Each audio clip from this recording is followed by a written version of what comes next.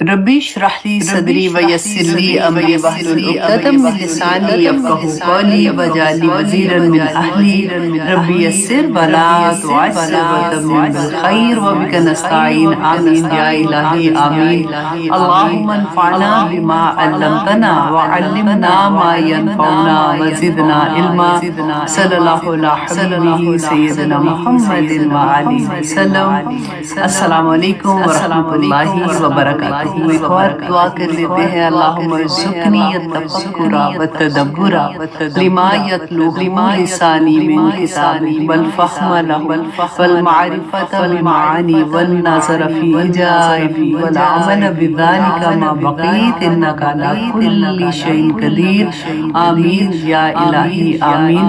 یا پاک پروردگار، جو کچھ ہم پڑھے ہیں اللہ سبحانہ تعالیٰ ہمیں اس کی سمجھ عطا کرنا اور ہمارے عمل میں ڈھالنا، آمین ثم آمین۔ سب سے پہلے ایک اناؤنسمنٹ میں نے یہ کرنی تھی کہ الحمدللہ ہماری جو کورس سٹارٹ ہوا تھا تجوید کے ساتھ قرآن پڑھنے کا، وہ الحمدللہ بالکل ان کا ختم ہو گیا۔ اب 30th پارہ دوبارہ سے وہ ایک دفعہ پڑھیں گے، تو پورا قرآن پاک تجوید کے ساتھ اسٹوڈنٹ نے ختم کیا ہے۔ بہت بہت مبارکباد۔ میری تو جن سے بھی میسیجز سے بات ہو رہی تھی تو میں ان کو یہ کہہ رہی تھی کہ میں نے تو ساری زندگی سے ابھی تک یہ کرتی ہوں کہ میرا ایک کورس ختم ہوتا ہے میں دوبارہ سے پھر کرنا شروع ہو جاتی ہوں، اور مجھے اتنا مزہ آتا ہے کہ ہر دفعہ we learn something new، کیونکہ یہ علم ہی ایسا ہے تو اتنی خوشی ملتی ہے جس کی کوئی حد نہیں۔ تو انشاءاللہ، اور آپ لوگوں کے جو میسیجز تھے کہ وہ لوگ جو دوبارہ سے کرنا چاہ رہے ہیں، جنہوں نے پہلی دفعہ کورس میں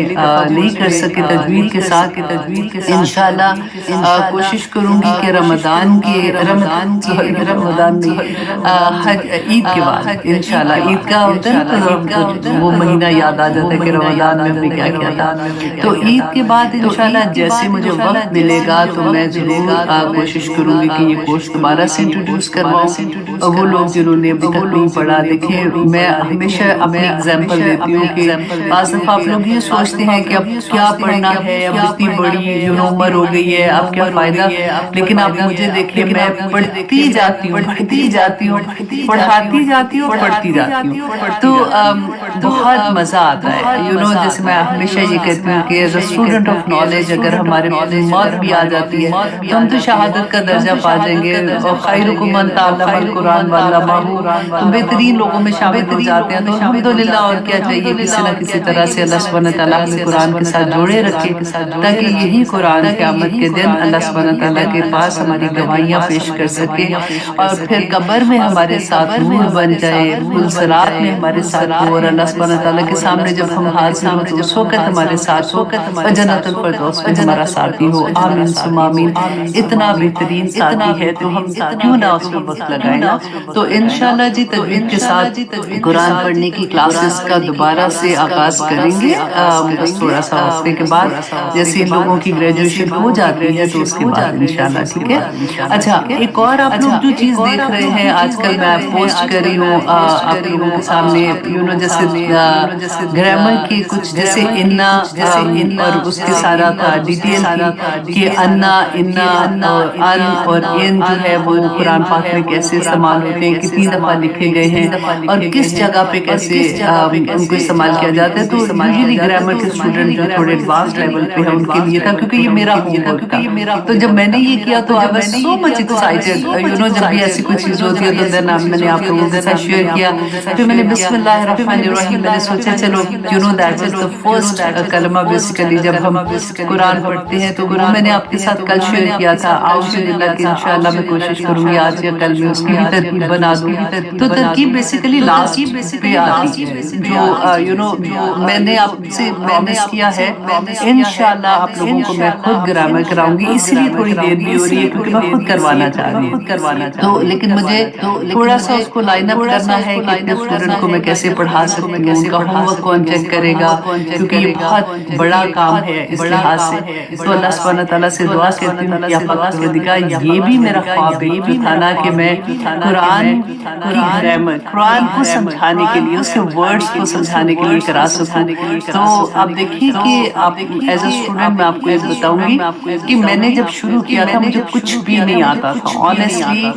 بار بار ایک اسم ختم ہوتا تھا, اسم فعل و حرف ہے نا, تو اسم ختم ہوتا تھا, پھر کوئی کلاس ہوتی تھی, پھر واپس اسم میں آ جاتے تھے. اور پچھلے 7 سالوں سے یہ کچھ کرتے جاتے تھے, کبھی اچھا اسم میں آگے جب فعل کمپلیٹ کیا تو اب یہ ہو گیا, وہ ہو گیا. فائنلی الحمدللہ ثم الحمدللہ اللہ سبحانہ تعالیٰ کی توفیق سے یہاں تک پہنچے. اور ایکسائٹمنٹ اتنی ہے آنیسٹلی, میں اپنے کل بچوں کو یہ کہہ رہی تھی کہ مجھے رات ہوتی ہے نا تو مجھے اب تکلیف ہوتی ہے کہ ہائے سونے کا ٹائم ہو گیا, اچھا تھوڑا سا اور کر لوں, تھوڑا سا اور کر لوں, یو نو کرتے کرتے اتنی ٹائم ہو جاتا. پھر مجھے یہ بھی ہوتا ہے کہ اچھا صبح بھی جلدی کیونکہ اٹھنا ہوتا ہے تو یہ نہ کہ آنکھ نہ کھلے تو اچھا سو جاتی ہوں. پھر میں یہ سوچتی ہوں کہ یہ بھی تو اللہ کی یو نو عبادت ہی ہے جو کہہ رہے ہوتے ہیں. تو بس اللہ سبحانہ تعالیٰ قبول فرمائے. جو میں آپ سے یہ بات کہتی ہوں نا کہ جب ہم قرآن سے جڑتے ہیں تو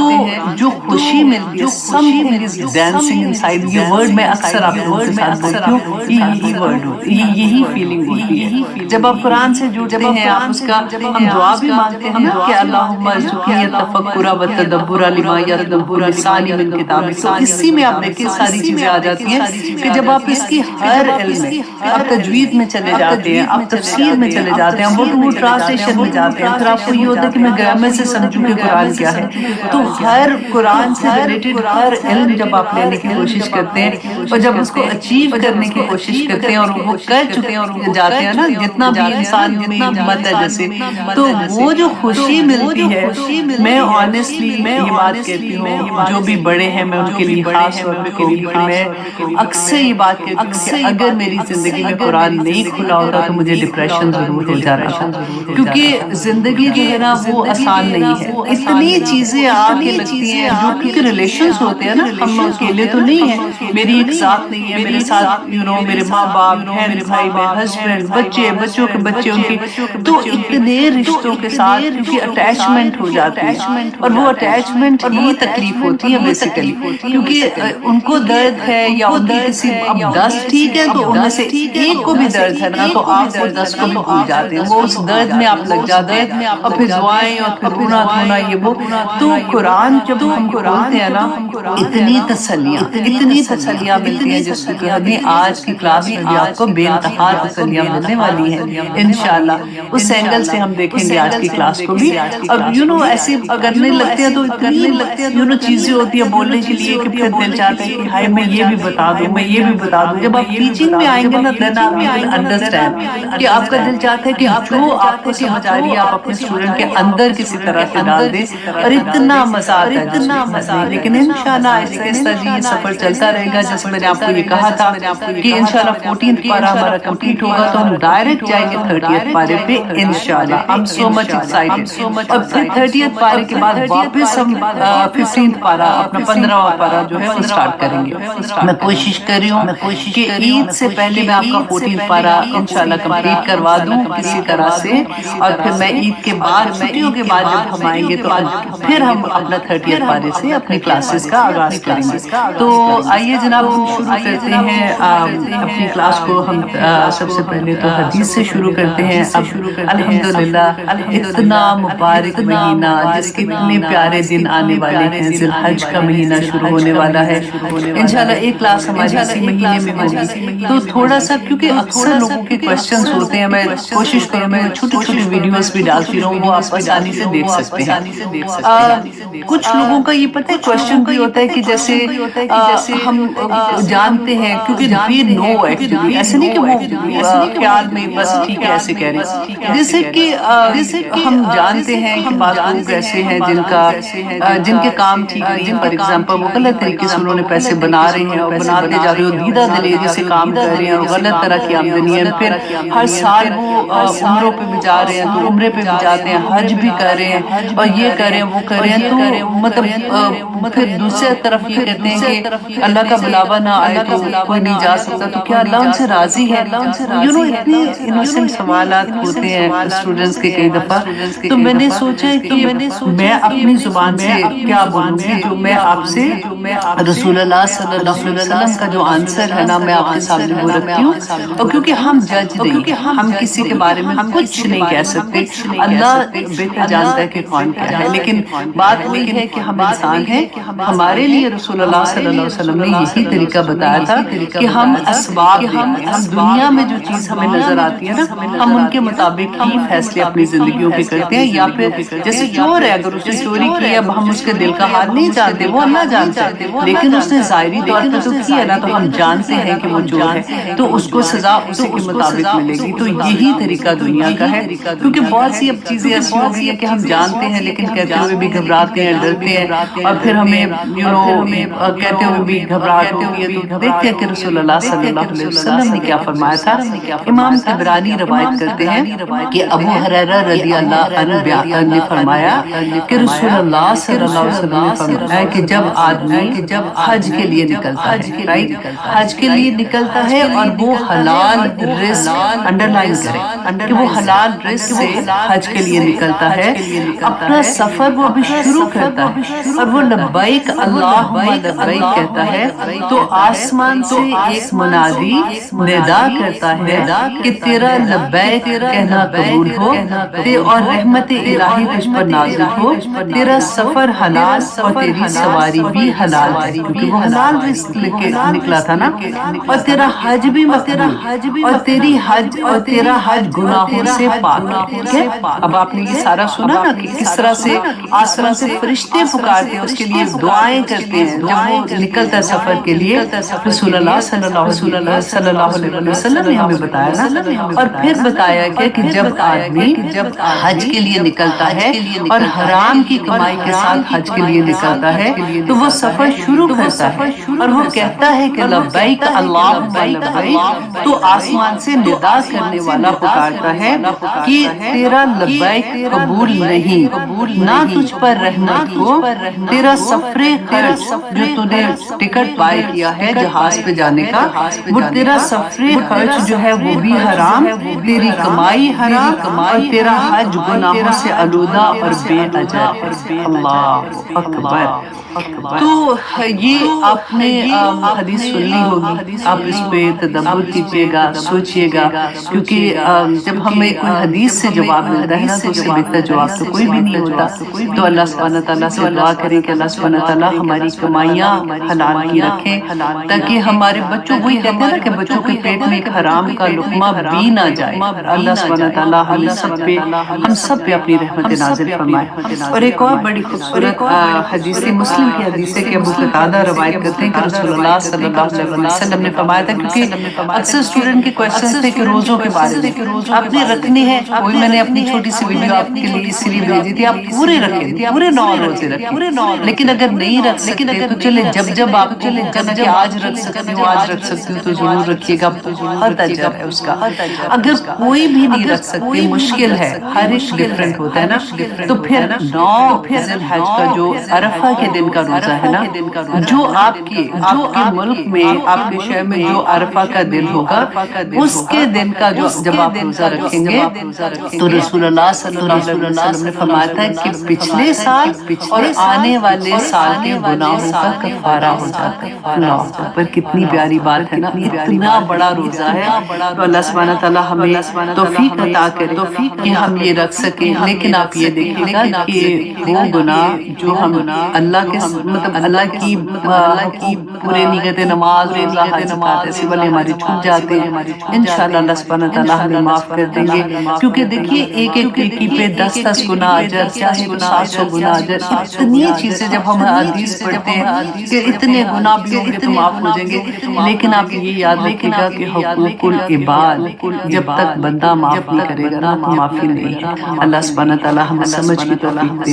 ایک اور بڑی پیاری حدیث تھی، اکثر لوگ یہ پوچھتے ہیں کہ ماں باپ کے لیے حج کرنے کا اگر وہ زندہ نہیں ہے تو پھر کیسے کریں، اور یہ والی ساری بات کی. تو یہ بھی بخاری کی حدیث ہے کہ حضرت عبداللہ بن عباس روایت کرتے ہیں کہ ایک عورت نے رسول اللہ صلی اللہ علیہ وسلم سے پوچھا تھا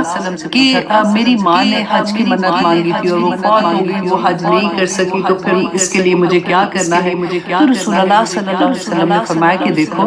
اگر تمہاری ماں پر کوئی قرض ہوگا اور وہ فوت ہو گئی، دیکھیں ہمارے میں سے اکثر ہوتا ہے نا کہ جب کوئی فوت ہوتا ہے تو یہ اناؤنس ہوتا ہے کہ اگر اس پہ کوئی قرض ہے تو آپ بتا دیں، تو جو پیچھے وارث ہوتے ہیں یا اس کی جو بھی اسے چھوڑا ہوتا ہے وراثت میں، سب سے پہلے قرض ادا ہوتا ہے، اس کے بعد اس کی تقسیم ہوتی ہے۔ تو انہوں نے کہا کہ اگر تمہاری ماں پہ کوئی قرض ہوتا تو کیا تم ادا نہیں کرتی؟ تو اس نے کہا کہ نہیں یا رسول اللہ میں ضرور کرتی۔ تو پھر انہوں نے فرمایا کہ بس یہ اللہ کا قرض ہے، اللہ اس بات کا زیادہ حق رکھتا ہے کہ اسے ادا کیا جائے۔ اور پھر رسول اللہ صلی اللہ علیہ وسلم نے فرمایا کہ صاحب استطاعت شخص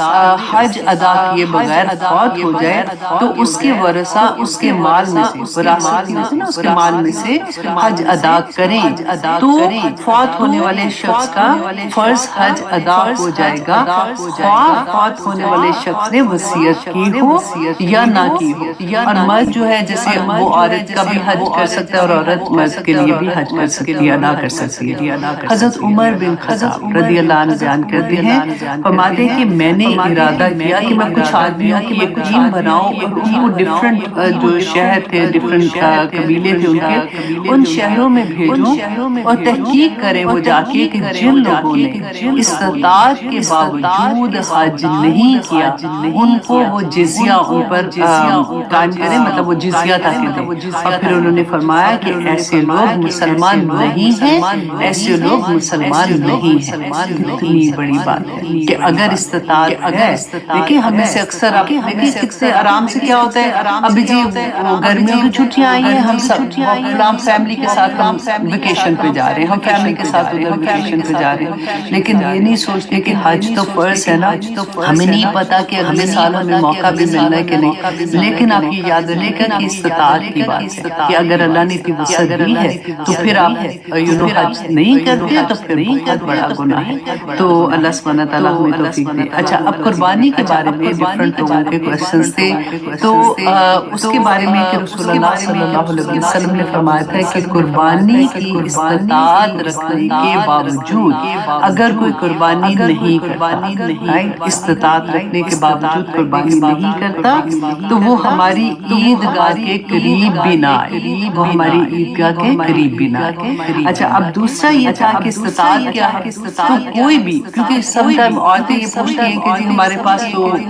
فار ایگزامپل اتنی کیش نہیں ہے تو ہم کیسے کر سکتے ہیں، تو اس کے بارے میں یہ ہے کہ عورت اگر صاحب نصاب ہے، صاحب نصاب کس کو کہتے ہیں، اگین وہی جو زکوٰۃ کا ہوتا ہے نا کہ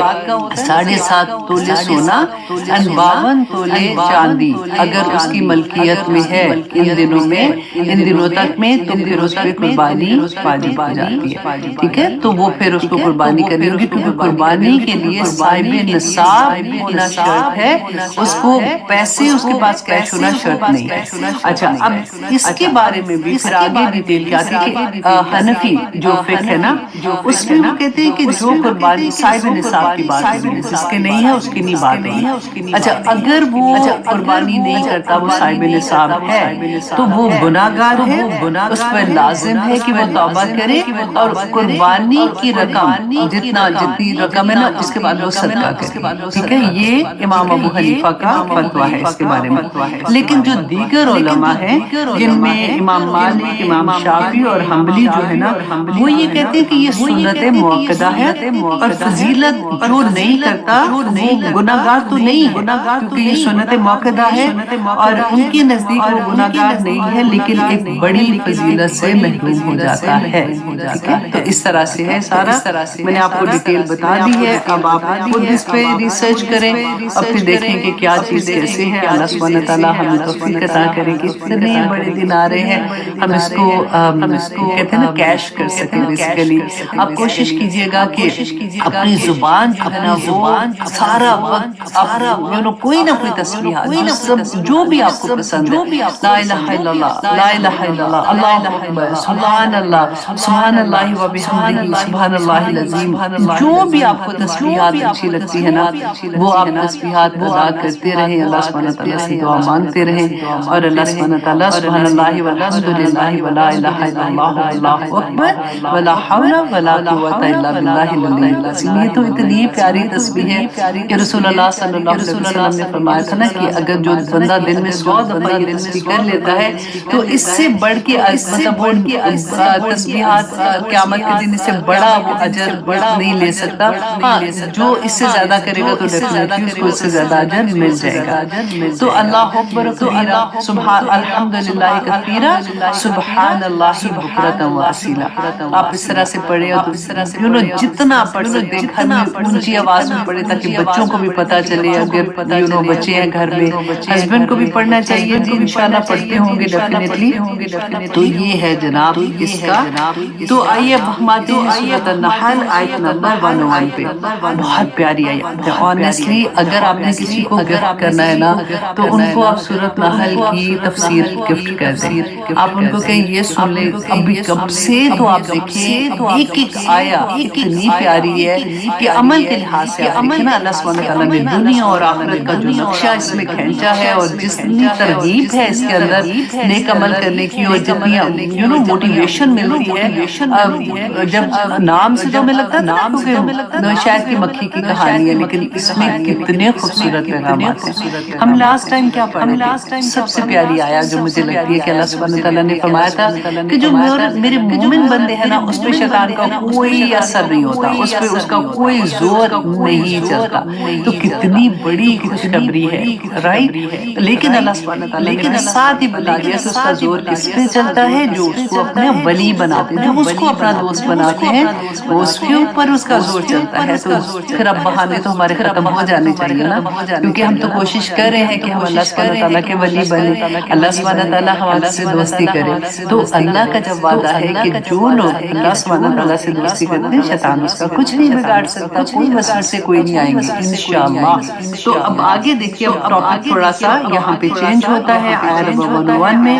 اللہ سبحانہ تعالیٰ فرماتے ہیں وَإِذَا بَدَّلْنَا, اور جب ہم بدل دیتے ہیں آیتن کسی آیت کو مکان آیتن ایک جگہ آیت جگہ واللہ عالم بما ينزل کہ اللہ بہتر جانتا ہے جو وہ نازل کرتا ہے. اب یہاں پہ اللہ سبحانہ تعالیٰ کیا بیان کریں, کیونکہ اس پہلے تو بیان کر دیا نا کہ اللہ سبحانہ تعالیٰ شیطان اس طرح سے بہکاتا ہے. تو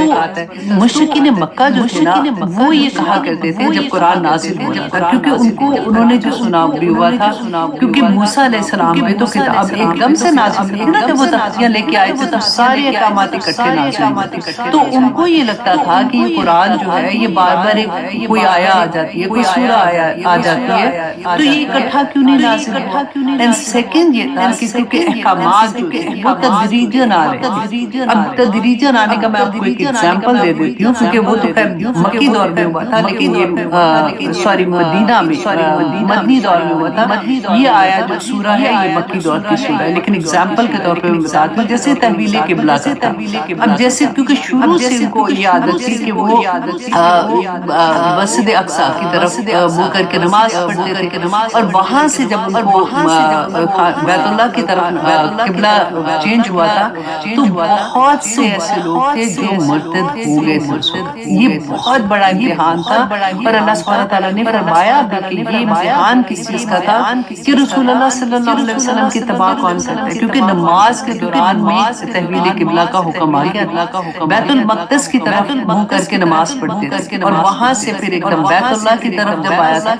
تو نماز پڑھتے پڑھتے پوری صف چینج ہوئی تھی اور کس طرح سے انہوں نے کیا تھا. اس کے علاوہ آپ دیکھیں شراب کا جیسے حکم تھا تو تب بھی یہ ہوا تھا کہ پہلا حکم کیا تھا کہ اللہ سبحانہ تعالیٰ نے بالکل ایک ریگولر سا حکم تھا کہ اس کے فائدے بھی ہیں اور اس کے نقصان بھی ہیں. اور پھر اللہ سبحانہ تعالیٰ نے بتا دیا کہ اس کے نقصان جو ہے وہ اس کے فائدے سے زیادہ ہے. اب وہ لوگ جو جن کو وہ کہتے ہیں نا تقویٰ کا بھی لیول اپنے اپنے ہوتے ہیں, جن کو انڈرسٹینڈنگ ایک دم سے ہو جاتی ہے, انہوں نے اللہ کا حکم یہ سمجھا کہ اس کے نقصان زیادہ انہوں نے اسی وقت چھوڑ دیا. اب لیکن باقی ابھی پی رہے تھے جیسے اور اس طرح کی پارٹیز ہوتی تھی ان کی جو بھی. پھر سیکنڈ حکم اب دیکھیں تدریجاً اسلام نے بتایا, اس لیے ہمیں سبق ملتا ہے کہ اس لیے کبھی بھی کوئی بھی چیز ہوگی اس کو بالکل اسی طرح سے آہستہ آہستہ کرے. کسی کو سمجھانا ہو تو تب بھی ایک دم سے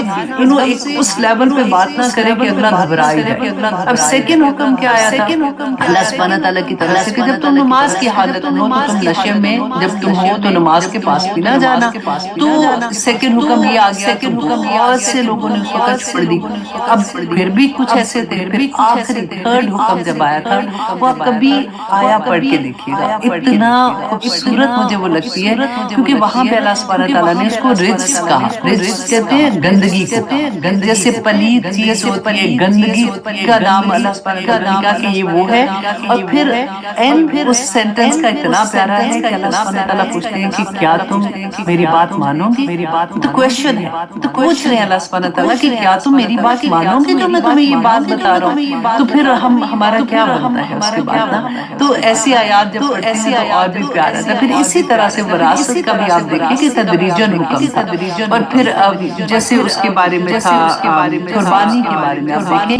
پہلے جو آدم علیہ السلام کے زمانے میں جو قربانی تھی کہ آسمان سے وہ آتی تھی، ایک آگ آتی تھی قربانی کو لے جاتی تھی جس کی بھی قبول ہو جاتی تھی. لیکن ہماری شریعت میں قربانی جو ہمارا جیسے ہم صدقہ دیتے ہیں تو اس کا قبولیت کا طریقہ فرق ہو گیا. اس کے بعد آپ دیکھیے سب سے بڑی بات جو حضرت موسیٰ علیہ السلام جب تورا لینے کے لیے گئے تھے تو پیچھے سے بچڑے کو انہوں نے خدا بنا لیا تھا. تو ان کو سزا کیا ملی تھی؟ ان کو پتہ ہے نا کہ ان کو حکم آیا تھا کہ وہ جنہوں نے بچڑے کی پوجا کی اور جنہوں نے نہیں کی وہ ان کو قتل کریں گے. اتنا بڑا قتل زمین پر اس سے پہلے نہیں ہوا تھا. یہ ان کی توبہ قبول ہوئی تھی. پھر اللہ سبحانہ تعالیٰ نے اس کے بعد کہا کہ ان کی اس کے بعد ان کی توبہ قبول ہو گئی، مطلب آخرت میں اب ان کو سزا نہیں ملے گی، یہ مطلب تھا. اور کئی دفعہ لوگوں کو جب میں یہ آیا کہتی ہوں نا تو ان کو یقین نہیں آتا، حالانکہ انہوں نے قرآن پڑھا ہوتا ہے کہ نہیں ایسا کام پڑھ کے دیکھو اس کا کیا مطلب نکلتا. لیکن ہماری شریعت میں توبہ کے لیے دیکھیں کتنی پیاری پیاری باتیں ہیں کہ انسان ایک دفعہ خود سے نیت کسی کے سامنے نہیں، علیحدہ سے کمرے میں جا کے اللہ سبحانہ تعالیٰ سے استغفار کرتا ہے، توبہ کرتا ہے کہ اللہ میں آپ کبھی یہ کام نہیں کروں گی، مجھے معاف کر دیں. اللہ سبحانہ تعالیٰ ہمارے تمام گناہوں کو نیکیوں میں بدل دے. اتنی بڑی بات ہے. تو جب ایسی والی چیزیں ہو رہی تھی نا تو جو منافقین تھے، جو مشرکین مکہ تھے وہاں پہ، تو ان کو یہ لگتا تھا کہ یہ کیا بات ہوئی، ابھی تو یہ والا حکم تھا تو اب اس کے بعد یہ حکم کیوں چینج ہو گیا؟ یہ کہتے ہیں کہ یہ اللہ کی کتاب ہے. تو اللہ سبحانہ تعالیٰ نے تو پہلے اس کتاب میں تو یہ حکم دیا تھا، تو اب یہ حکم کیوں چینج ہو رہا ہے؟ تو اللہ سبحانہ تعالیٰ فرماتے ہیں واللہ اعلم بما ینزل، اللہ سبحانہ تعالیٰ زیادہ بہتر جانتے ہیں کہ اس کو کیا نازل کرنا ہے. قالوا وہ کیا کہتے تھے؟ رسول اللہ صلی اللہ علیہ وسلم سے کہتے تھے انما انت مفتر، کہ یہ تو اپنے پاس سے گھڑنے والا، اپنے پاس سے باتیں گھڑنے والا ہے. مطلب یہ قرآن کوئی اللہ کی کتاب نہیں ہے، انہوں نے خود ہی اپنے پاس سے گھڑ دیا. بل اکثرهم لا یعلمون، اللہ سبحانہ تعالیٰ فرماتے ہیں اکثر لوگ نہیں جانتے، اکثر لوگوں کو نہیں پتا کہ اس میں اللہ سبحانہ تعالیٰ کی کیا حکمت ہے. تو ہمیں بھی یہی سبق ملتا ہے کہ زندگی میں جب بھی جو چیز آپ نے کرنی ہوتی ہے اس کو تدریجاً آہستہ آہستہ بچوں کی تربیت سے لے کے اپنے کوئی بھی کام کرنا ہوتا ہے تو اس کو اسی لحاظ سے آپ دیکھیں اسٹیپ بائی اسٹیپ جا کے آپ کریں گے. آپ بالکل وہ دیکھیں کہ آپ ایک سڑک پہ جا رہے ہیں، اب 4-5 لائنیں آپ نے ایگزٹ لینا ہے تو آپ کیا کریں گے؟ اس لائن میں اسے اس لائن میں آئیں گے، پھر اس لائن میں آئیں گے، پھر آرام سے آپ ایگزٹ لے لیں گے. اگر آپ اس لائن میں ایک دم سے آپ ایگزٹ لیں گے تو خود بھی مریں گے، دوسروں کو بھی ماریں گے. بالکل وہ ایگزامپل ہے یہاں. اب اللہ سبحانہ تعالیٰ فرماتے ہیں آیت نمبر 1 میں کل کہہ دیجئے اے نبی صلی اللہ علیہ وسلم سے کہہ دیجئے نزلہ اس کو کس کو؟ اس قرآن کو نازل کیا. اب نزلہ کہتے ہیں جو آہستہ آہستہ، ایک انزلہ ہوتا ہے نا، ایک انزلہ اور ایک نزلہ. انزلہ کہتے ہیں یک بار کی نازل، نزلہ کہتے ہیں کہ آہستہ آہستہ نازل ہونا. قرآن کو جب آپ اس طرح سے پڑھتے ہیں نا انڈرسٹینڈ کرتے ہیں بہت اچھا لگتا ہے. تو اللہ سبحانہ تعالیٰ فرماتے ہیں نبی سے کہہ دیجئے کہ نزلہ اس قرآن کو نازل کیا کس نے؟ روح القدس، روح القدس نے من ربی کا، رب کی طرف سے بالحق، حق کے ساتھ. کہ یہ میں نے نہیں بنایا، میں اس کو نہیں بناتا ہوں، اس کو میرے رب نے روح القدس کے ذریعے میرے تک پہنچایا ہے. بالحق، ساتھ حق کے. کیوں پہنچایا ہے؟ کیوں یہ قرآن پاک نازل کیا؟ اللہ سبحانہ تعالیٰ فرماتے ہیں لیثبت،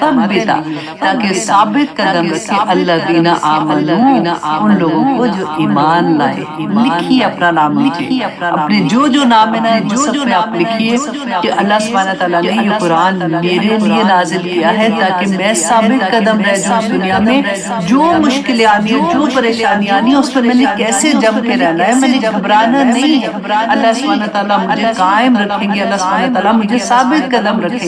اور پھر کیا ہے؟ اور اس قرآن سے جو کہ پھر ہدایت ہدایت بھی مل جائے گی، پورا وہ راستہ مل جائے گا جو ہمیں جنت تک لے جائے گا انشاءاللہ۔ وبشرا، اور خوشخبریاں ہیں اس دنیا کے لیے بھی اور آخرت کے لیے بھی، للمسلمین، اللہ اکبر، تمام مسلمانوں کے لیے اس کے اندر ہدایت بھی ہے، خوشخبریاں بھی ہیں، ثابت قدم رہنا بھی۔ کتنی پیاری بات ہے، تو اس قرآن کو کیسے کوئی چھوڑ سکتا ہے؟ جن کو سمجھ آتی ہے نا، اسی لیے وہ پھر ہر کلاس سے جڑتے ہیں، اور پھر گھبراتے بھی ہیں کہ اب ٹائم نہیں ہے، اب اس کلاس میں نہیں چلیں گے۔ تو میں ہمیشہ ان کو یہ کہتی ہوں کہ بیٹا میرے ساتھ بھی یہی ہوتا ہے، اتنی ایکسائٹمنٹ ہوتی ہے، ہر کلاس میں گھس جاتے ہیں، اور پھر یہ ہوتا ہے کہ اچھا یہاں سے بھی کچھ سیکھنے کو مل جائے، یہاں سے بھی یہ پیاس ہوتی ہے۔ یہ وہی بات ہے، یہ تو علم اتنا بڑا ہے کہ اگر وہ سمندر میں انگلی ڈالو یا سوئی کا وہ کہتے نا ڈالو، تو جو کونے میں اس کے بالکل نوک میں جو پانی لگتا ہے وہ علم حاصل ہوتا ہے۔ اتنا سارا کچھ کر کے بھی، اور اتنا سا بھی علم اگر مل جاتا ہے تو جو خوشی پھر ملتی ہے اس کے بعد، تو یہ خوشخبری اللہ سبحانہ تعالیٰ نے فرمائی۔ یہ قرآن اس لیے نازل کیا گیا تھا، اور پھر آگے اللہ سبحانہ تعالیٰ فرماتے ہیں وَلَقَدْ، اور یقیناً نَعْلَمُ، ہم جانتے ہیں، أَنَّهُمْ، کہ بے شک وہ یقولون، وہ کہتے ہیں، انما یعلمہ، کہ اس کو مطلب رسول اللہ صلی اللہ علیہ وسلم کو سکھاتا ہے بشرن، ایک آدمی، کہ کوئی آدمی کا نام لکھے کہ اس کو تو وہ سکھاتا ہے۔ اب یہاں پہ کیا تھا کہ مدینہ میں کہتے ہیں کہ مکہ میں ایک لوہار رہا کرتا تھا، کرسچن تھا جیسے، تو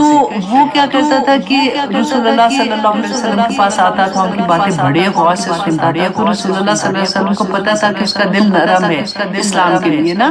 تو اس سے وہ باتیں کرتے تھے۔ اور کئی دفعہ ہوتا تھا کہ وہ راستے میں گزر رہے ہوتے تھے تو اس کی دکان جو بھی ہوتی تھی وہاں پہ بھی وہ اس کو ملنے چلے جاتے تھے اور اسے باتیں کرتے تھے۔ وہ کبھی کبھی وہ بھی انجیل کی باتیں جو تھی، قرآن اللہ کی کتاب ہے نا وہ بھی، تو وہ اپنی کتاب کی باتیں بھی رسول اللہ سے شیئر کرتا تھا۔ تو ارد گرد لوگ جب اس کو دیکھتے تھے تو انہوں نے یہ کہنا شروع کر دیا کہ یہ تو اس سے رسول اللہ صلی اللہ علیہ وسلم جو تھے مطلب وہ اس سے سیکھتے ہیں۔ تو اللہ سبحانہ تعالیٰ آگے فرماتے ہیں کہ ہاں لسانہ الذی، کہ زبان اس کی یلحدون، وہ غلط نسبت کرتے ہیں الیہ، طرف جس کے عجمی ہے، اس کی تو زبان عربی ہے ہی نہیں ہے جس کی طرف وہ بات کرتے ہیں۔ وَهَذَا لِسَانٌ، اور یہ مطلب اس قرآن کی جو زبان ہے عربی ہے، مبین واضح، عربی زبان میں اتنی یہ فصیح و بلیغ زبان ہے جس کو اللہ سبحانہ تعالیٰ نے فرمایا تو اس کی تو زبان ہی عربی نہیں ہے۔ دوسرا اس کے بارے میں ایک اور بھی حدیث میں آتا ہے کہ حضرت انس بیان کرتے ہیں کہ ایک آدمی عیسائی تھا، وہ جب مسلمان ہوا تو اس نے پھر سورۃ البقرہ اور سورۃ آل عمران پوری مکمل کی، وہ پوری پڑھی۔ آپ ذرا غور کریں کہ پڑھی بھی سے رسول اللہ صلی اللہ علیہ وسلم سے سیکھی، اور اس کے بعد جب وہ مسلمان ہوا تو کچھ چھوٹی صورتیں تو نہیں ہیں، اتنی بڑی بڑی صورتیں اس سے سیکھی۔ اس کے بعد وہ وحی لکھتے، کیونکہ اس کو لکھنا آتا تھا، تو وہ رسول اللہ صلی اللہ علیہ وسلم کے لیے وحی کی کتابت کرنے لگا، لیکن بعد میں وہ مرتد ہو گیا، اور جب وہ مرتد ہوا تو لوگوں سے کہنے لگا کہ محمد صلی اللہ علیہ وسلم کو مطلب ان کو تو کچھ آتا ہی نہیں ہے، میں جو کچھ لکھ دیتا تھا تو وہی وہ پڑھ کے لوگوں کو سنا دیتے تھے۔ تو اتنے جب وہ لوگوں میں یہ بات ہونی شروع ہو گئی کہ یہ تو وہی لکھتا تھا، کیونکہ لوگ تو جانتے تھے یہ تو وہی لکھتا تھا، اور دیکھو وہ خود یہ کہہ رہا ہے، تو بات فرق ہو جاتی ہے نا۔ تو کہتے جب وہ بندہ فوت ہوا تو اللہ کے حکم سے کیا ہوا کہ وہ جب اس کو دفنا کے آئے نا تو صبح کے ٹائم دیکھا تو اس کی لاش جو تھی باہر پڑی ہوئی۔ لوگوں نے کہا، اس کے لوگ جو تھے انہوں نے کہا کہ کیونکہ یہ مرتد ہوا تھا تو انہوں نے بدلہ لینے کے لیے ایسے کیا ہے، تو محمد کے لوگ جو تھے وہ آئے انہوں نے صلی اللہ علیہ وسلم، تو انہوں نے آ کے اس کو ایسے کیا، تو انہوں نے پھر اس کو دفنا دیا۔ اگلے دن دیکھا تو پھر اس کی لاش باہر تھی، پھر انہوں نے یہ کہا 3 دن ایسا ہوا، پھر انہوں نے اتنی ڈیپ اس کی قبر کھودی اور اس کے اندر اس کو دفنایا کہ اب انہوں کوئی ایسے نہیں کر سکے گا۔ تو اگلے دن دیکھا تو پھر اس کی لاش باہر تھی، تو ان کو یہ سمجھ آ گئی کہ یہ ان کا کام نہیں ہے، یہ اللہ کی طرف سے، اور پھر وہ اس کو ویسے ہی چھوڑ دیا گیا، اور پھر اس کی لاش مطلب وہ ایسی سڑ گئی۔ تو یہ 2 واقعہ آتے ہیں اس کے بارے میں۔ اللہ سبحانہ تعالیٰ فرماتے ہیں ان الذین، آیت نمبر 104، ان الذین، بے شک وہ لوگ جو لا یؤمنون، نہیں ایمان لاتے بآیات اللہ اللہ کی آیات پہ لا یہدیہم اللہ کہ نہیں ہدایت دیتا اللہ انہیں وَلَهُمْ عَذَابٌ علیم اور ان کے لیے دردناک عذاب ہے۔ اب دیکھیے اس کو انڈر لائن کرے بآیات اللہ، لوگ جو اللہ کی آیات پر ایمان نہیں لاتے ہیں۔ اب دیکھیے ایمان لانا کیا، ہم اگر اس طرح سے سوچتے ہیں کہ اچھا یہ تو ان کے لیے حکم تھا وہ ایمان نہیں لائے، اب دیکھیں جب ہم کسی قرآن کے ایمان لانا ہمارا کیا بنتا ہے کہ جب اللہ کا کوئی حکم آتا ہے، صحابہ کا بتایا تھا نا کہ کس طرح سے اللہ کا حکم آتا تھا سمینا و اطعنا والے بن جاتے، تو اللہ کے احکامات جو ہے ان پہ عمل نہیں کرتے، وہ قرآن کو اس طرح سے لیتے کیونکہ دل میں اگر یہ یقین ہو کہ یہ میرے رب کی کتاب ہے اور اس کا ہر حکم میرے اللہ سبحانہ تعالیٰ کی طرف سے ہے، the day of judgment مجھے اللہ سبحانہ تعالیٰ کے سامنے حاضر ہونا ہے، مجھے ہر بات کا جواب دینا ہے، تو ایسے کیسے ممکن ہو سکتا ہے کہ ہم اس پہ عمل نہ کریں؟ اللہ سبحانہ تعالیٰ یہاں پہ وہی بات ہمیں اشارتاً سمجھا رہے ہیں کہ جو اللہ کی آیات پر ایمان نہیں رکھتے نا لا یہدیہم اللہ، دیکھیے یہ ہدایت یہ دو دفعہ آگے بھی یہ بات آئے گی، ہم کہتے ہیں نا کہ اللہ سبحانہ تعالیٰ ہدایت نہیں دیتے ہیں وہ، تو اللہ سبحانہ وجہ بتاتے ہیں کہ اللہ ان کو ہدایت نہیں دیتا اور ان کے لیے دردناک عذاب ہے۔ آیہ نمبر 105 میں اللہ سبحانہ تعالیٰ فرماتے ہیں انما یفتری کہ بے شک گھڑ لیتے ہیں الکاذب جھوٹ، کون لوگ جھوٹ بولتے ہیں؟ اب دیکھیے رسول اللہ صلی اللہ علیہ وسلم سے صحابہ نے پوچھا تھا کہ کیا مومن جھوٹ مطلب بزدل ہو سکتا ہے؟ بزدل کے بارے میں جنگ احد میں جب ہوا تھا نا کہ کچھ لوگ واپس جانے کے لیے چلے گئے، عبداللہ بن ابی اپنے 300 لوگ لے کے چلا گیا تھا، تو کچھ اور 300 لوگ تھے اور قبیلے کے لوگ تھے جن کا دل تھوڑا سا ایسے ہو گیا تھا، وہ ڈر گئے تھے، وہ بھی واپس جانا چاہ رہے تھے، تو اللہ سبحانہ تعالیٰ نے پھر ان کے دل جما دیے، تو صحابہ بڑے پریشان ہوئے، انہوں نے پوچھا رسول اللہ سے کہ کیا مومن بزدل ہو سکتا ہے؟ تو رسول اللہ نے کہا کہ ہاں ہو سکتا ہے، مومن جھوٹا نہیں ہو سکتا۔ تو آج آپ اپنے ارد گرد دیکھ لیجیے کہ ہمارا کیا حال ہے، ہم سوچتے ہیں جھوٹ بولنا تو عام سی چیز ہو گئی ہے، اب مارکیٹ میں جا کے دیکھیے جب ہم لین دین کر رہے ہو ہمارا کیا کس طرح سے ہماری بات ہوتی ہے اور ہم کیسے کرتے ہیں، یہ تو ایک اینگل میں آپ کو صرف بتا رہی ہوں نا۔ اللہ سبحانہ تعالیٰ فرماتے ہیں انما یفتری بے شک وہ گھڑ لیتے ہیں الکاذب جھوٹ کو الذین لا یؤمنون بآیات اللہ جو اللہ کی آیات پر ایمان نہیں لاتے ہیں، واولئک هم الکاذبون اور وہی لوگ جھوٹے ہیں۔ تو جھوٹ بولنا جن کو آپ دیکھتے ہیں نا کہ وہ جھوٹ بولتے ہیں، کئی دفعہ ہوتا ہے بچوں کو شروع سے، میں چھوٹی سی بات اکثر یہ بھی کہتی ہوں کہ جیسے کسی کا فون آتا ہے، یہ اکثر ہم لوگ ایسے کہتے ہیں کہ کہنا ماما گھر پہ نہیں ہے، بیٹا فون مجھے نہ فون دینا، تو بچوں کو ہم شروع سے ایسے سکھا دیتے ہیں کہ انہوں نے جھوٹ بولا کیونکہ دے نو کے ماں گھر پہ، اگر وہ ایسے کہیں گے تو ان کے لیے نارم ہونا شروع ہو جاتا ہے، اور جھوٹ کسی بھی لیول پہ کسی بھی طرح سے مومن کو نہیں، مطلب مومن وہ ہو ہی نہیں سکتا۔ اس کے بارے میں آگے اس کے بارے میں کیونکہ اتنا لمبی آگے بھی آ رہی ہیں، تو میں نے سوچا کہ انشاءاللہ نیکسٹ ٹائم بھی جب یہ والی اس طرح سے کوئی آیا ہے تو پلٹ کے آیات تو آتی ہیں، پھر میں آپ کو اس کے بارے میں اور بھی حدیث سناؤں گی کہ رسول اللہ صلی اللہ علیہ وسلم نے کیا فرمایا تھا کہ انسان جو ہے اس سے غلطی کہاں پہ ہو جاتی ہے کہ وہ مومن بزدل ہو سکتا ہے، وہ زنا بھی کر سکتا ہے، مطلب غلطی سے کر سکتا ہے، اس لیول کا اس چیز ہے، لیکن وہ جھوٹ نہیں بول سکتا۔ اتنی بڑی بات ہے، اللہ اکبر، اللہ سبحانہ تعالیٰ ہمیں معاف کرے۔ اور آگے دیکھیے آیہ نمبر 106 میں اللہ سبحانہ تعالیٰ فرماتے ہیں من کفر باللہ من بعد ایمانہ، یہ کس کے بارے میں ہے؟ جو مرتد ہو جاتا ہے اسلام لانے کے بعد وہ پھر جاتا ہے اسلام سے، کہ من کفر باللہ اور جو کوئی کفر کرے ساتھ اللہ کے من بعد ایمانہ اپنے ایمان لانے کے بعد، تو یہ کس کے بارے میں؟ اب ایک تو وہ ہو گیا جو مرتد ہو گیا، اب دوسرا وہ آپ دیکھیے کہ ہم کلمہ جب ہم نے پڑھا تو اللہ سبحانہ تعالیٰ سے عہد کیا اور پھر اس عہد سے پھر گئے کہ ہم اللہ سبحانہ تعالیٰ کی جو احکامات ہیں ان کے مطابق اپنی زندگی میں ہی گزاریں گے، ہم اپنی سوسائٹی کے مطابق، ہماری اپنی خواہشات کے مطابق، اور اللہ سبحانہ تعالیٰ نے بار بار قرآن میں بتایا کہ کس کس اینگل سے ہمیں سمجھایا کہ ہم جب اللہ سے وعدہ کرتے ہیں تو ہم کیسے اپنے وعدوں سے پھرتے ہیں، اور وہ وعدے پھرنا کس اینگل سے ہیں تاکہ ہمیں اس بات کی سمجھ آ جائے کہ جب ہم عہد کرتے ہیں تو ہم کس لیول کا عہد کرتے ہیں اور پھر ہماری زندگیاں کیسے ہوں گی۔ اب یہاں پہ اسی آیا میں دیکھیے اللہ سبحانہ تعالیٰ نے فرمایا الا مگر وہ من اکرہا مگر وہ جو مجبور کر دیا گیا. اب دیکھیے یہاں پہ ہم صحابہ کی زندگی سے اس کو لیتے ہیں کہ کوئی بھی اگر انسان جو ہے جو مسلمان ہے اگر اتنا مجبور اس کو کر دیا جائے نا کہ اس کی زندگی کا معاملہ آ جائے کہ اس کا کوئی مار ہی دے کہ تم اگر مسلمان اپنے آپ کو کہو گے تو پھر ہم تمہیں اس طرح سے تمہارے جان کا خطرہ ہے تو وہاں پہ اسلام میں اجازت ہے کہ آپ کہہ سکتے ہیں اس وقت آپ جو بھی آپ اپنے آپ کو بچانے کے لیے. لیکن آگے آپ دیکھیے گا اللہ سبحانہ تعالیٰ فرماتے ہیں وَقَلْبُهُ مُطْمَئِنٌ بِالْإِيمَانِ لیکن اس کا دل مطمئن ایمان پر کہ اس کے دل میں ایمان کی محبت اسی طرح سے ہو. اب ایگزامپل سے آپ اس کو سمجھیں گے کیونکہ یوزلی جب ہم آیت ایسے پڑھتے ہیں نا تو پھر ہمیں سمجھ نہیں آتا. پھر ہم کیا سمجھتے ہیں کہ فار ایگزامپل ہم پاکستان جا رہے ہیں یہاں سے ہمیں ایئرپورٹ پہ روکنے کا ڈر ہے کہ اگر ان کو پتہ چل گیا کہ ہم مسلمان ہیں تو ایئرپورٹ پہ روکیں گے پھر یہ کویسچن کریں گے چلو جی اپنا حلیہ ہی چینج کر دو ان کو لگے ہی نہ ہم مسلمان ہیں یا پھر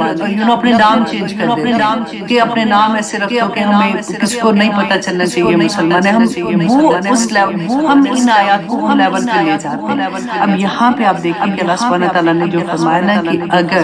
مگر یہ کہ وہ مجبور کیا گیا کس لیول کا مجبور ہوتا ہے. حضرت عمار کی سٹوری میں آپ کو یہاں پہ بیان کرتی ہوں کہ جب ان کو یہ ابو جہل جو تھے نا ان کے پاس یہ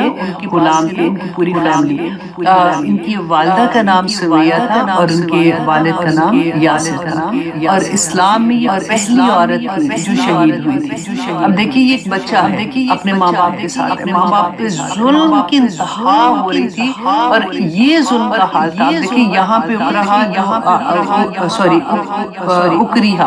اکریہا کا جو لفظ آیا نا وہ عمار کے ساتھ آپ کو سمجھ آئے گی اور بی بی سمیہ اور ان کے ہسبینڈ جو تھے آپ دیکھیے گا کہ اس پہ یہ والی بھی چیز انہوں نے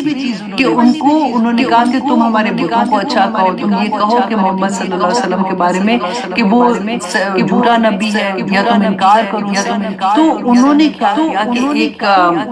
دو اونٹ لیے ایک سے ایک بی بی سمیہ کی ٹانگ باندھی اور ایک سے ایک ٹانگ باندھی اور دونوں اونٹوں کو مخالف سمجھا. اللہ اکبر.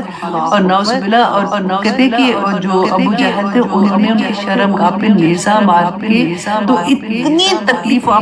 بیسیکلی وہ چیر دیتے تھے جیسے تو اس سے ان کی وفات ہوئی تھی. انہوں نے نہیں کہا اکرا تو ادھر بھی وہ تکلیف میں تھے نا مجبور تو ہوئے تھے لیکن انہوں نے نہیں کہا پھر بھی اپنے دین کو نہیں چھوڑا. یہ ایک اور لیول ہو جاتا ہے. اسی طرح سے ان کے جو ہسبینڈ تھے وہ بھی شہید ہوئے اور انہوں نے اپنے آپ کو انہوں نے کہا کہ میں اپنی زبان سے یہ نہیں کہہ سکتا. یاسر جو تھے نا سوری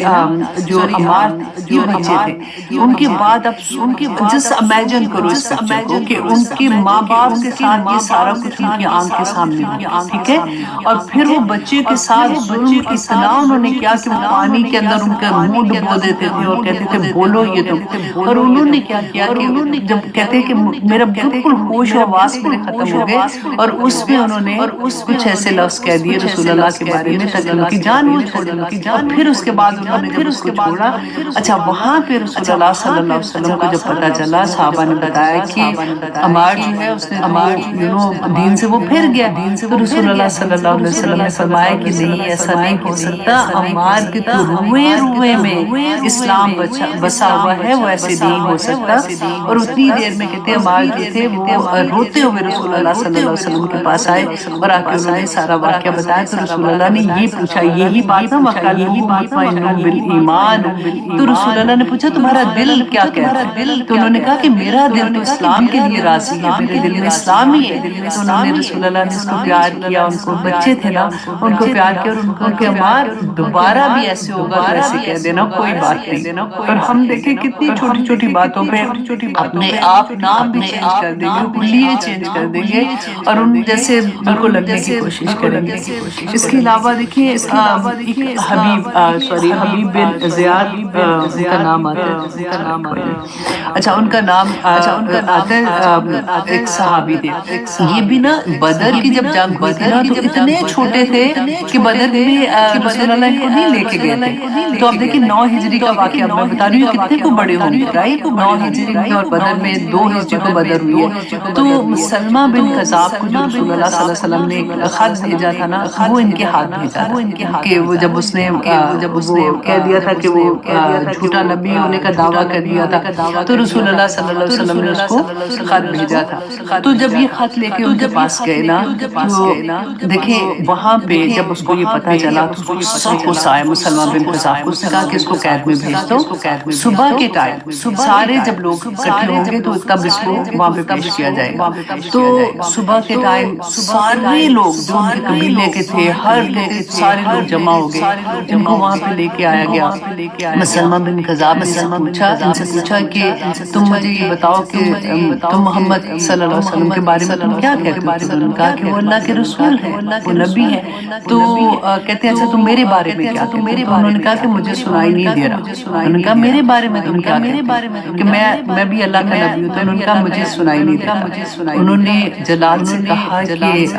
ان کا جو جسم کا ایک حصہ مطلب ایک ہاتھ جو ہے ان کا یہ تم کاٹ دو تو سزا کے طور پہ. تو اس نے جلال نے ان کا ایک ہاتھ کاٹ دیا. اور کاٹنے کے بعد مسلمہ بن قذافہ نے پھر ان سے یہ سوال پوچھا کہ تم نبی صلی اللہ علیہ وسلم کے بارے میں کیا کہتے ہو؟ تو انہوں نے کہا کہ وہ اللہ کے رسول ہے، وہ حق ہے. اور ان کا میرے بارے میں کیا کہتے ہو؟ پھر اس نے یہ کہا کہ مجھے آواز نہیں آ رہی. پھر انہوں نے جلال کو حکم دیا. اسی طرح سے ان کے جسم کا حصے ایک ایک حصہ کٹتا گیا اور وہ ایک ہی بات کہتے رہے کہ میں نبی صلی اللہ علیہ وسلم جو ہے وہ حق ہے، وہ نبی ہے، وہ اللہ کے نبی ہے. تو یہ جو بات میں آپ کو سنا رہی ہوں نا کہ دیکھیں ہم لوگ اکثر چھوٹے لیول پہ کمپرومائز کر دیتے ہیں. جب ہمارے سامنے ایگزامپلز ہوتی ہیں، ہمارے ہیروز کی ایگزامپلز ہوتی ہیں، صحابہ کی ایگزامپل ہوتی ہے، تو سمجھ آتی ہے کہ اللہ سبحانہ تعالیٰ نے اجازت دی ہے اس آیت میں کہ اگر مجبور کر دیے جاؤ تو پھر اور بات ہے. بالکل وہی کہ اگر آپ بھوک سے مرنے والی حالت میں تو پھر آپ جو حرام ہے وہ بھی آپ اگر کھا سکتے ہو اتنا ہی کھاؤ جتنا زندہ رہنے کے لیے ضروری ہے، لیکن پھر آپ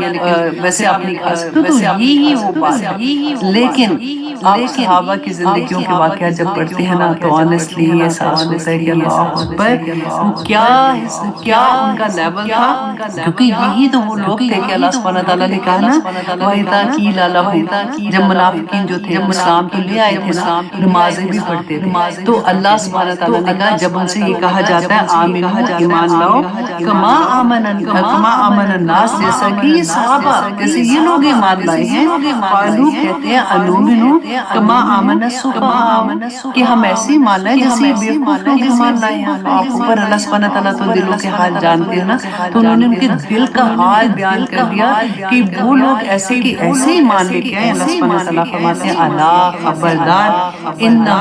انہم السفہاء ولکن لا یعلمون کہ یہی لوگ جو یہ کہہ رہے ہیں نا منافقین یہی بیوقوف ہیں، یہ جانتے نہیں. تو صحابہ کرام کا جو ایمان تھا، جب ہمیں اپنے ایمان کو دیکھنا ہے نا کہ اب ہماری زندگیوں میں قرآن کھلا ہے، ہماری زندگیاں کیسے ہونی چاہیے، تو پھر ہمیں صحابیات اور صحابہ کرام کی زندگی اور رسول اللہ صلی اللہ علیہ وسلم کی سیرت کو جاننا چاہیے کہ اس وقت وہ کیسا ایمان تھا. آج کل اگر ہم ویڈیو دیکھتے ہیں تو پھر ہمیں نہیں سمجھ آ سکتی اس بات کی کہ وہ کیا ان کا لیول کیا. اب اللہ سبحانہ تعالیٰ فرماتے ہیں ولیکن لیکن من شرح جو کوئی کھول دے بالکفر صدرہ کہ اب کفر کے لیے اپنا سینہ فعلیہم اس پر ہے غضب من اللہ، اللہ کی طرف سے غضب کہ جس کا دل ہی کفر کی طرف ہو. کفر کا آگے جا کے اور میں آپ کو اس کی ڈیٹیل بھی انشاءاللہ بتاؤں گی کہ جس کا سینہ اللہ سبحانہ تعالیٰ کی طرف سے نہیں، وہ اپنا خود ہی سے کفر کی طرف اپنا سینہ کو لے جاتا ہے، وہ نہیں کھولتا، تو اللہ سبحانہ تعالیٰ فرماتے ہیں اس پر اللہ کا غضب ہے وَلَهُمْ عَذَابٌ عَظِيمٌ، تو اس کے لیے عظیم عذاب ہے. ذالک یہ کس وجہ سے بِأَنَّهُمْ کہ بے شک وہ کون لوگ یہ جو وہ تھے جن لوگوں نے اللہ سبحانہ تعالیٰ کی احکامات پہ عمل نہیں کیے تھے. میں جیسے آپ کو کہہ رہی تھی نا کہ یہ سورہ اتنی خوبصورت ہے، اس کی آج میں کوشش کر رہی ہوں کہ میں زیادہ آپ کو آگے لے جاؤں کیونکہ میرے نیکسٹ کلاس میں نے یہ سورہ ختم کرنی ہے. آنیسٹلی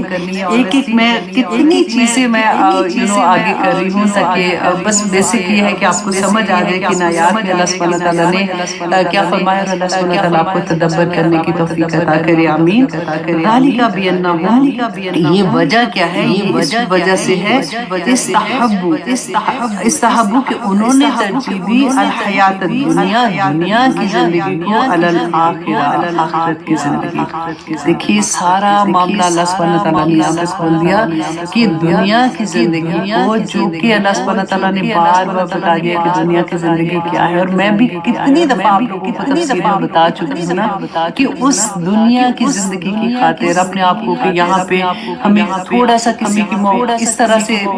کہ ہماری کچھ پیسے مل جائے، کوئی کامیابی مل جائے، کہ جاب مل جائے، یا یہ کوئی میرا دوست ناراض نہ ہو جائے، ہم اللہ کو ناراض کر لیتے ہیں، ہم دنیا کو ناراض نہیں کرتے۔ اللہ سبحانہ تعالیٰ فرماتے ہیں دنیا کے تھوڑے سے فائدے کے لیے انہوں نے اتنا بڑا اللہ سبحانہ تعالیٰ کی ناراضگی کو مول لے لیا، کیونکہ آخرت کے بدلے میں، کیونکہ ان کو یہ پتا ہے کس کو، اب آپ مجھے بتائے اگر ہماری زندگی میں قرآن نہیں بھی کھلا ہوا پھر بھی ہمیں آخرت کا تو پتا ہے نا کہ ہم نے جانا ہے، پھر بھی ہمیں ڈرنا اگر لگے تو الحمدللہ ثم الحمدللہ ہماری زندگیوں میں قرآن کھل گیا ہے، تو اللہ سبحانہ تعالیٰ ہمیں آخرت کے بدلے میں دنیا، یہ دونوں چیزیں ایک دوسرے کے اپوزٹ ہیں کہ یہ دنیا میں سمجھتی ہوں کہ اتنی قیمتی چیز ہے کہ ادھر سے ہم نے کمانا ہے آخرت کے لیے، ہمارا جو وقت ہے، ہمارا ایک ایک لمحہ جو ہے وہ اتنا قیمتی ہے، اور الحمدللہ ثم الحمدللہ اللہ سبحانہ تعالیٰ نے صحت، تندرستی اور دماغ کی صحت کے ساتھ ہمیں یہ وقت دیا ہے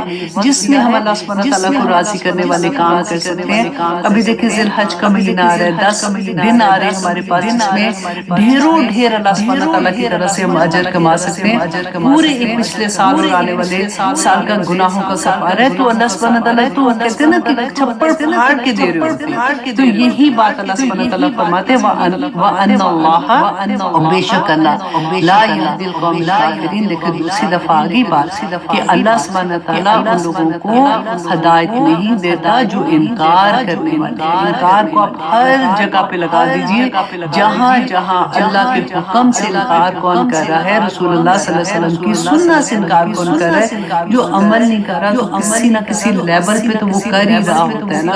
اب اللہ سبحانہ تعالیٰ فرماتے ہیں اولئک، یہی وہ لوگ ہیں جن کا ابھی پیچھے پڑ چکے، الذین تبع، کہ وہ لوگ ہیں جو ان پہ مہر لگا دی اللہ نے، علی قلوبہم، ان کے دلوں پر، وسمعہم، اور ان کے کانوں میں، وابصارہم، اور ان کی آنکھوں میں، واولئک هم الغافلون، یہی لوگ ہیں جو غافل ہیں، غفلت میں پڑے ہوئے ہیں، دنیا میں اتنے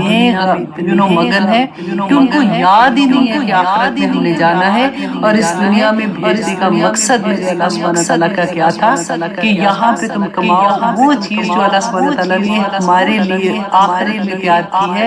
فَلَا تَعْلَمُ نَفْسٌ مَا أُخْفِيَ لَهُم مِّن قُرَّةِ أَعْيُنٍ، کوئی نفس یہ نہیں جانتا کہ اللہ سبحانہ تعالیٰ نے وہاں پہ کیا چھپا چھپا کے ہم لوگوں کے لیے رکھا ہے، اور وہ ان لوگوں کے لیے ہے جو اللہ سبحانہ تعالیٰ اس دنیا میں عمل کر رہے ہیں۔ ان کی وہ تتجافی جنوبہم عن المضاجع یدعون ربہم خوفا وطمعا، کہ اٹھ اٹھ کے اپنے بستروں سے تہجد کی بات ہوتی ہے کہ اللہ سبحانہ تعالیٰ کو پکارتے ہیں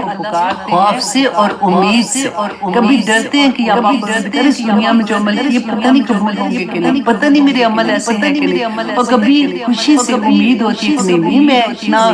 اللہ سبحانہ تعالیٰ تو محبت کرنے والے ہیں، رحمان ہے، رحیم ہے، قبول کریں گے۔ تو یہ اس وقت کی حالت اللہ سبحانہ تعالیٰ بیان کرتے ہیں کہ وہ لوگ جو اس وقت اٹھتے ہیں اللہ سے دعائیں مانگتے ہیں، وہاں پہ اللہ سبحانہ تعالیٰ نے کیا کیا ان کے لیے چھپا کے رکھا ہے۔ اللہ سبحانہ تعالیٰ مجھے اور آپ کو اس میں شامل کر دے، آمین ثم آمین۔ اب آگے دیکھیے آیت نمبر 109 میں اللہ سبحانہ تعالیٰ فرماتے ہیں لا جرم، نہیں کوئی شک اس میں نہیں ہے، انہم فی الآخرۃ هم الخاسرون، کہ وہ لوگ جن کو اللہ سبحانہ تعالیٰ نے مہر لگا دی ان کے دلوں پر، ان کے کانوں میں، ان کی آنکھوں پہ، اللہ سبحانہ تعالیٰ فرماتے ہیں وہ آخرت میں بھی بینکرپٹ ہوں گے، ان کے پاس کچھ نہیں ہوگا۔ عمل ہی تو لے کے جانے ہیں نا، عمل ہی ہماری کرنسی ہوگی، وہاں پہ کرنسی کوئی کام نہیں آئے گی، کچھ کام نہیں آئے گا۔ اور اللہ سبحانہ تعالیٰ فرماتے ہیں پھر اب یہاں پہ خاسرون کی بات کر کے پھر اللہ سبحانہ تعالیٰ ایک ہمت دیتے، حوصلہ دیتے، خوشخبری دیتے ہیں کہ ثم ان ربک، پھر تمہارا رب، بے شک رب آپ کا، للذین، ان کے لیے جنہوں نے حاج اور ہجرت کی، انہوں نے کی تھی، صحابہ اکرام نے ہجرت کی تھی نا مکہ سے مدینہ کی طرف، من بعد ما فتنوا، اس کے بعد کہ وہ آزمائے گئے، آزمائش میں ڈالے گئے، ثم جاہدوا، پھر انہوں نے جہاد کی۔ اب یہاں پہ دیکھیں یہ آیا مکی دور کی آیا ہے، ابھی تک ہجرت نہیں ہوئی ہے، اللہ سبحانہ تعالیٰ نے پہلے سے ہی ان کو خوشخبری دے دی کہ ہجرت کا وقت آنے والا ہے۔ اور پھر بتا بھی دیا کہ وہ لوگ جنہوں نے ہجرت کی رسول اللہ صلی اللہ علیہ وسلم کے ساتھ، ہجرت کوئی آسان کام نہیں تھا، اپنا خاندان چھوڑنا، سارا خاندان تو مسلمان نہیں ہوا تھا، کسی کے گھر میں بیوی مسلمان تھی تو کہیں پہ ہسبینڈ تھا، کسی میں میاں بیوی تھے تو کسی میں بچے نہیں تھے، کسی میں ماں باپ نہیں تھے تو رشتہ دار نہیں تھے۔ تو جب ہجرت کی تو وہ کسی کے کاروبار ہوتے تھے۔ اب اپنے آپ کو سوچئے جب ہم جہاں پہ رہتے ہیں تو ہماری کتنی ہم ڈیپ روٹڈ ہوتے ہیں وہاں سے، اور ہمیں پتہ ہی نہ ہو کہ جہاں پہ جا رہے ہیں وہاں پہ کیا ہو، رہنے کا کیا، کھانے کا کیا، کیسے ہم رہیں گے۔ اللہ سبحانہ تعالیٰ نے اسی لیے تو ان کا اتنا مقام دیا، نہ صرف انہوں نے کی ہجرت کی، اللہ سبحانہ اپنے دین کی خاطر کی نا ہجرت کی، پھر جہاد کی۔ اب دیکھیں مدینہ میں پہنچتے ان کی کیا حالت ہے، اور پھر اوپر بدر آئی تو پھر احد آئی تو پھر خندق آ گئی تو خیبر آ گئی، اوپر نیچے تو جنگوں پہ جنگیں آ رہی ہیں۔ تو اللہ سبحانہ تعالیٰ نے فرمایا کہ ان کو اب آپ یہ غور کریں کہ کس لیول کی قربانی ہے، پہلے جہاد، اس کے بعد پہلے انہوں نے جو ہجرت کی، پھر اس کے بعد نمبر جو جہاد کیا وہ صبر ہو، اور پھر وہ صبر کیا اس کے اوپر جو مشکلیں آئیں۔ اتنی تنگی میں آپ دیکھیں مکہ میں کس ذات کے ان پہ ظلم ہو رہے تھے، آج میں نے دو سٹوری آپ کو سنائی ہے نا، تو آپ کبھی صحابہ کی ہسٹری پڑھ کے دیکھیے، اس پہ بھی انہوں نے بس صبر بھی کیا۔ ان ربک من بعدہا، کہ یقیناً بے شک تمہارا رب اس کے بعد کہ ہجرت کی اتنا بڑا انہوں نے کام کیا، پھر انہوں نے جہاد کیا اتنا بڑا کام کیا، بس صبر کیا اتنا بڑا کام کیا، تو اس کے بعد اللہ سبحانہ تعالیٰ فرماتے ہیں لغفور الرحیم، تو اللہ بڑا بخشنے والا اور رحم کرنے والا ہے۔ آپ دیکھیے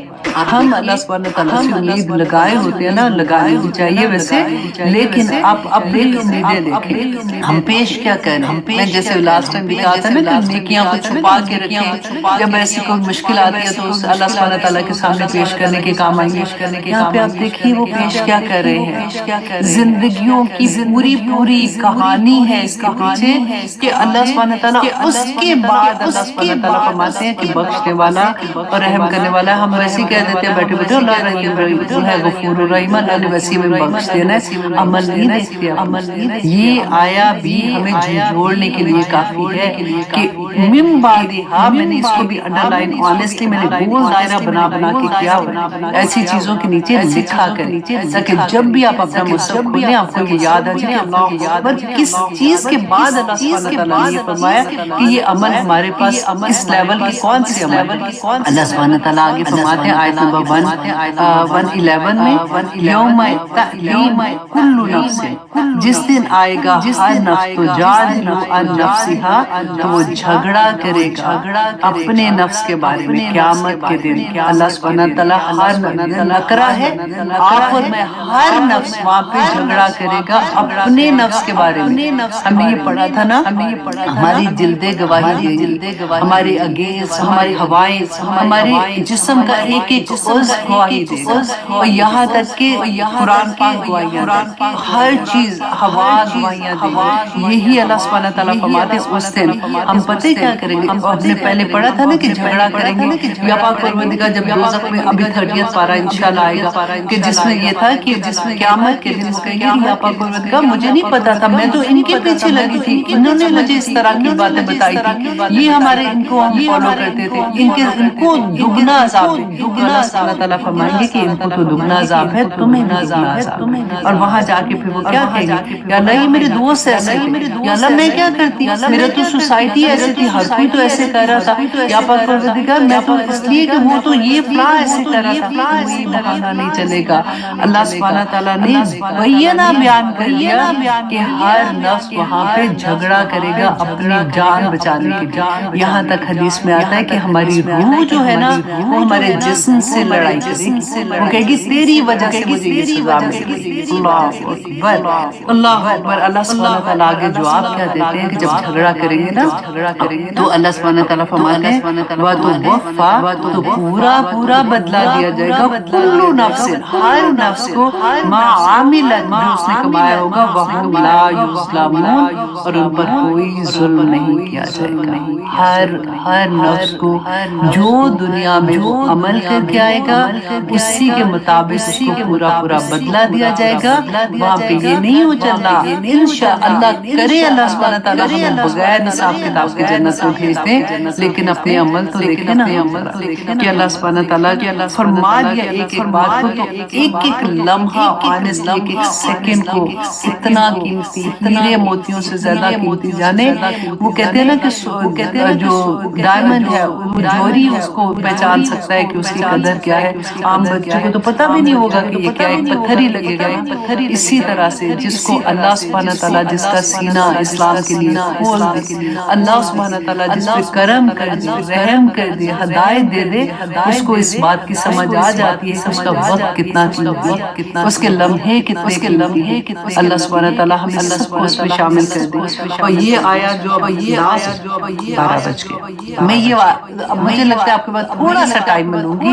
یہ آیا اتنی پیاری آیا ہے، آنیسٹلی بہت بڑا سبق ہے. تو میں یہ بھی کمپلیٹ کر دیتی ہوں، بس انشاءاللہ جلدی جلدی کرتے ہیں، ٹھیک ہے؟ اور پھر انشاءاللہ اگلی دفعہ میں کوشش کروں گی کہ یہ پوری سورہ ہماری کمپلیٹ ہو جائے. اور رمضان کے بعد کیوں بول رہی ہوں، عید کی وجہ سے دباغ میں آتا ہے، تو انشاءاللہ عید کے بعد ہم 30 پارہ تاکہ ہم سٹارٹ کر دیں. اچھا جی، اب آیا نمبر 112 اللہ سبحانہ تعالیٰ فرماتے ہیں وَضَرَبَ اللَّهُ، اللہ سبحانہ تعالیٰ مثال پیش کر رہے ہیں، مَثَلًا قَرْيَةٍ، مثال ایک بستی کی. اب یہ بستی جو ہے نا، اس میں آپ یہ سوچیں کہ آپ کا گھر ایک بستی ہے، اور اس میں آپ اپنی ذات بھی لے سکتے ہیں، آپ اپنے اندر بھی کمپلیٹ ایک پورا کیا کہتے ہیں دنیا ہمارے اندر بھی ہوتی ہے نا. تو آپ ایک انسان کی طرح بھی سایہ کو لے کہ یہ میرے ذات کے لیے بھی ہے، میرے گھر کے لیے بھی ہے، اور یہ پوری ایک بستی کی اللہ سبحانہ تعالیٰ اگزامپل پیش کرتے ہیں. کانت آمنتن، کہ وہاں تھی امن والی وہ بستی، مطمئنہ، اور وہ بڑی مطمئن تھی.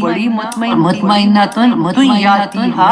کہ وہ مطمئن تھی اتنی کہ آتا تھا اس کے پاس رزقہا، اس کا رزق، راغدن باغدن. کہ آپ اس آیت کو دیکھیے اس طرح سے کہ ایک آپ کا گھر ہے، اللہ سبحانہ تعالیٰ نے بے شمار نعمتیں دی کہ آپ کی ذات ہے، آپ کے ساتھ میں اللہ سبحانہ تعالیٰ نے اتنا کرم کیا ہوا ہے، صحت بھی ہے، تندرستی ہے، اللہ سبحانہ تعالیٰ نے چلنے پھرنے کی توفیق دی، دیکھ بھی سکتے ہیں، کھا سکتے ہیں، پی سکتے ہیں. ایک نعمتوں سے اللہ سبحانہ تعالیٰ نے کچھ لی بھی ہے، اگر ہے تو کوئی بات نہیں، لیکن دی کتنی نعمتیں ہیں. تو اتنا راغدن اللہ سبحانہ